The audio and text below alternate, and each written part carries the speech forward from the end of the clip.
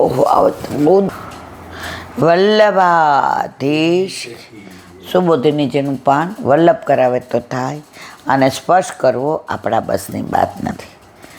કુંતીજીની સ્તુતિ આખા ભાગવતમાં આવી સ્તુતિ એક જ છે કે ભગવાન પાસે દુઃખ ભાગે છે, કારણ કે દુઃખમાં ભગવાન એમને છોડીને ગયા નથી. અહીં શંકા થાય તો પછી ઘડો વગેરેની જેમ ભગવાન બધાને પ્રત્યક્ષ કેમ દેખાતા નથી? ત્યાં કહે છે માયા જવનિકા છમ. માયા એ જ જવનિકા એટલે પડદો છે, તે આવરણ છે. એનાથી ભગવાન ઢંકાયેલા હોવાથી અન્યથા દેખાય છે, તેથી પ્રત્યક્ષ થતા નથી. કુંતીજી કહે છે હું પણ માયાથી આવૃત છું, એટલે ભગવત બહિર્મુખ છું, એટલે મને પણ આપનું જ્ઞાન નથી. મૂળ શ્લોકમાં આ વાત અજ્ઞાપદથી કહી છે. હવે શંકા કરે છે કે દરેક પાણી દરેક સ્થળે ભ્રાંત ન હોય, કોઈ સ્થળે ભ્રાંત હોય છે, કારણ કે ઇન્દ્રિયોમાં દોષ આવે ત્યારે બ્રહ્મ થાય. એટલે ક્યારેક ઇન્દ્રિયો દોષ રહિત હોય ત્યારે જેમ તે ઇન્દ્રિયો દ્વારા ઘણાનું જ્ઞાન થાય છે, તેમ ભગવાનનું પણ જ્ઞાન થવું જોઈએ. આ શંકાનું નિવારણ અધોક્ષજ પદથી કહે છે. ભગવાન ઇન્દ્રિયજન્ય જ્ઞાનનો વિષય નથી. શ્રુતિ કહે છે પરાંચી ખ્યાનીવ તૃણત સ્વયંભુસ્તામ રામ પશ્યતિ ના અંતરાત્મમ કશ્ચિદ વિરહ પ્રગાત્માન મોક્ષદાવૃત ચક્ષુર મૃતત્વમિચ્છામી. બ્રહ્માજી આ ઇન્દ્રિયો બીજાને ખેંચવા માટે કરેલી, તેથી તે ઇન્દ્રિયો બીજાને જોઈ શકે છે, પણ પોતાના અંતરાત્માને જોઈ શકતી. આપણી આંખમાં કાણું પડ્યું હોય તો આપણે જાતે ન કાઢીએ કે બીજા પાસે જ કરાવવું પડે. બીજાને પડ્યું હોય તો આપણને દેખાય. તો આપણે બધા એવા છીએ, આપણા અંતરાત્માને નથી જોઈ શકતા, બીજું બધું જોઈ શકીએ છીએ.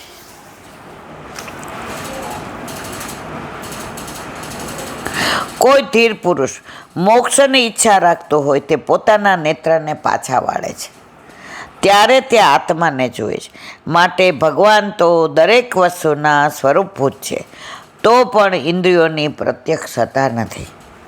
અહીં શંકા કરે જો એમ હોય તો ભગવાન દરેક વસ્તુમાં વસ્તુરૂપે છે એમ કંઈક કહેવું યોગ્ય નથી, કારણ કે દરેક વસ્તુનો નાશ થાય છે, એટલે ભગવાનમાં પણ તેનો નાશરૂપ દોષ આવે. જો ભગવાન દરેકના કારણ છે એમ કહીએ તો કારણ ભાવ નષ્ટ થાય ત્યારે નિયતપણું ન રહે. તેવી રીતે આધાર અને આધેયમાં પણ નિયત ધર્મ રહેતો નથી. માટે ધર્મરૂપે અથવા ધર્મીરૂપ ભગવાન દરેકમાં રહે છે. એમ કહીએ તોય કોઈ પણ સ્થળે ધર્મરૂપથી નાશ થાય અને કોઈ સ્થળે ધર્મીરૂપથી નાશ થાય છે. એટલે નાશવાળા સંબંધમાં બ્રહ્મપણું કેવી રીતે હોય? આ શંકાનું નિવારણ અવ્યય પદથી કરે છે. એટલે આપ નાશ રહિત છો. આપ ભગવાનનું સ્વરૂપ હોવાથી પણ તેનો નાશ થતો નથી, કેમ કે આપ વિરુદ્ધ ધર્માશ્રયી છો. કુંતીજી કહે છે કે દોષ રહિત અને પૂર્ણ ગૃણ વિગ્રહ શરીરવાળા આપને હું નમસ્કાર કરું છું. ભગવાન કદાચ શંકા કરે કે મૂળ રૂપમાં હું જેવો છું તેવો જ અવતીર્ણ થયો છું, તો હું તો સર્વ પ્રત્યક્ષ છું, તો પછી મને કેમ જાણી ન શકે?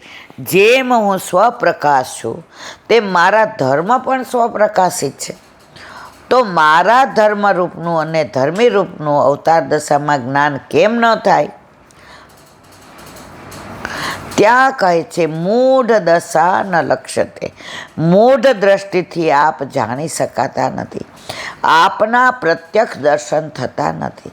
એનું કારણ નટો નાટ્ય ધરો યથાપદથી કહ્યું છે. જેમ નાટકમાં કોઈ નટ સ્ત્રીની વેશ ધારણ કરે તો મૂર્ખાઓ એ પુરુષ છે એમ જાણી શકતા.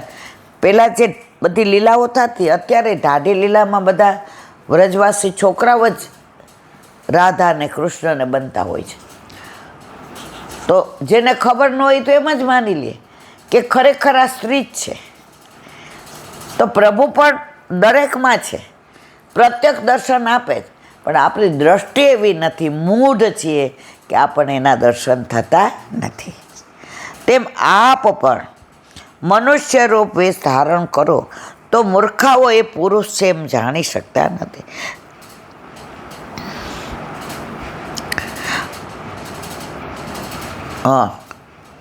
તો આપ પણ મનુષ્ય રૂપ ધારણ કરી આવિર્ભૂત થયા હોવાથી આપ ભગવાન છો એમ અમે જાણી શકતા નથી. આપ અવતાર દશામાં મનુષ્ય ભાવ પ્રગટ કરતા હોવાથી અજ્ઞાની લોકો આપને ઓળખી શકતા નથી. ભગવાનનો આવિર્ભાવ સર્વને પોતાનું સ્વરૂપ જણાવવા માટે, જો પોતાનું સ્વરૂપ સમજાવવું ન હોત, શા માટે ભગવાન અવતાર ધારણ કરે? તો પછી સ્વરૂપ જાણી શકાતું નથી એમ કેમ કહો છો? નટની મખ ભગવાન કોઈને છેતરવા માટે, એ પોતાના રસ ઉત્પન્ન કરવા માટે પ્રગટ થયા નથી, પણ પોતાનું સ્વરૂપ સમજાવવા માટે પ્રગટ થયા છે. કુંતીજી કહે છે, કોને? ઠાકોરને, તમે કોઈને છેતરતા નથી, તમે કોઈને કહેતા નથી હું ભગવાન છું, પણ પોતાનું સ્વરૂપ સમજાવવા માટે પ્રગટ થયા છો. તો કેમ સમજાવતા નથી? એવી શંકાનું નિવારણ તથા પરમહંસાના પદથી કહે છે, ભગવાન ભક્તિ યોગ માટે પ્રગટ થયા છે. વેદ અને ઋષિઓને પહેલાં પ્રગટ કરીને વેદ અને ઋષિઓ દ્વારા સસાધન જ્ઞાનને ઉત્પન્ન કરાવીને પછી આગળનું ભક્તિરૂપ કાર્ય કરવા માટે ભગવાને અવતાર લીધો છે. તેમાં સંન્યાસ અંતઃકરણને શુદ્ધ કરનાર હોવાથી તે જ્ઞાનના અંગરૂપ છે. સંન્યાસ યોગ્યાધ્યત્ય શુદ્ધ સત્વા, સંન્યાસીના યોગથી યતિઓ શુદ્ધ અંતઃકરણવાળા થાય છે. સંન્યાસીઓને અન્ન દોષ થતો નથી, તેની પાછળ મનન કરવું તે જ્ઞાનનું અંગ છે. શ્રવણ તો પહેલાં જ થયું હોય છે, એટલે શ્રવણ કર્યા પછી દરેકમાં આવે, શ્રવણ કર્યા પછી મનન કરવું. આપણે બધા સત્સંગ કરીએ પછી કેટલું મનન કરીએ છીએ, આજે શું વાંચ્યું, કયો પ્રસંગ કીધો, એમાં કયો ભાવ હતો, આ બધું કશું કરતા નથી. એટલે ખંખેરીને ઊભા, પાછા હતા ત્યાં ને ત્યાં,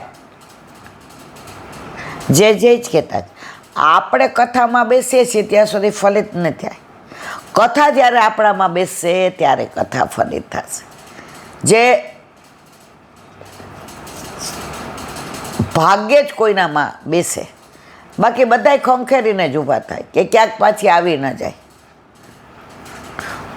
ધુંધીકારી હતો, એણે મનન કર્યું તો એનો બેડો પાર થઈ ગયો. આપણે મનન નથી કરતા, ખંખેરી નાખીએ છીએ. ત્યાર પછી નિધિધ્યાસ કરવું જોઈએ. નિધિધ્યાસન એટલે ચિત્તની એકાગ્રતા અથવા મનમાં ભગવાનનો નિર્ધાર કરવો, એ પણ નિધિધ્યાસન છે. ત્યાં અંતઃકરણની શુદ્ધિ એ અંતરંગ સાધન છે. તે જ્ઞાનના અધિકારીઓ અથવા જેને જ્ઞાન ઉત્પન્ન થયું છે તેવાઓને ભક્તિયોગ સિવાય ભગવાનનું જ્ઞાન અથવા સાયુજ્ય મુક્તિ મળતી નથી. માટે ભગવાને અવતાર ધારણ કર્યો છે. દેહ વગેરેના વિવેકને જાણનાર હોય તે હંસ કહેવાય, અને કેવળ આત્માને જોડનાર હોય તેને પરમહંસ કહેવાય. સ્ત્રી હોવાથી પોતે ભગવત સ્વરૂપને જાણવા અસમર્થ એમ કુંતીજી કહે છે કે હું સ્ત્રી છું એટલે મને આપને હું જાણી શકતી નથી. કોઈ નટ સ્ત્રીનો વેશ ધારણ કરી સુંદર નૃત્ય કરતો હોય તો પણ તેમાં રસને જાણનારમાં શૃંગાર રસ ઉત્પન્ન થતો. આપણને ખબર હોય આ પુરુષ છે તો આપણે એના પ્રત્યે સ્ત્રીનો પ્રેમ ના આવે, પણ ખબર જ નથી પડતી તો કહે છે હું તો સ્ત્રી છું એટલે હું આપને જાણી શકતી નથી. ઉલટાનું પોતાના જેવો સ્ત્રી ધર્મ ઉત્પન્ન કરી પોતાનું અનુકરણ કરે છે, જાણી સ્ત્રીઓને ખેદ થાય છે. તેવી રીતે સ્ત્રીઓ પુરુષો અને આસુરી અંશવાળાને ભગવાનના સ્વરૂપમાં રસ જ્ઞાન ભક્તિ ઉત્પન્ન થતી નથી. તેથી તેઓને છેતરવા માટે આપની લીલા કરો છો. ઓલા પુરુષ રૂપ ધારણ પુરુષે સ્ત્રીનું કર્યું હોય એની ઉપર કોઈને પ્રેમ થાય તો ઠાકોરજી એવી લીલા કરે છે. જે ઓળખે એ ઓળખે, માહે પડ્યા મહા સુખ માણે, દેખણ હારા દાજે. તેથી તેઓને છેતરવા માટે આપની લીલા કરો. તેથી કથમ પશ્ચિમ હિ સ્ત્રીય, અમે સ્ત્રીઓ આપના સ્વરૂપને કેવી રીતે જાણી શકીએ? ઉલટા લજ્જા અને કામના વગેરે અમારા દોષ પર ઉત્પન્ન કરે તેવા આપના સ્વરૂપને જોઈને અમે દોષયુક્ત થઈએ છીએ. આ પ્રમાણે સ્વરૂપનું નિરૂપણ કરી 2 શ્લોકથી હવે ગુણનું વર્ણન કરે છે. બોલો વલ્લભાત.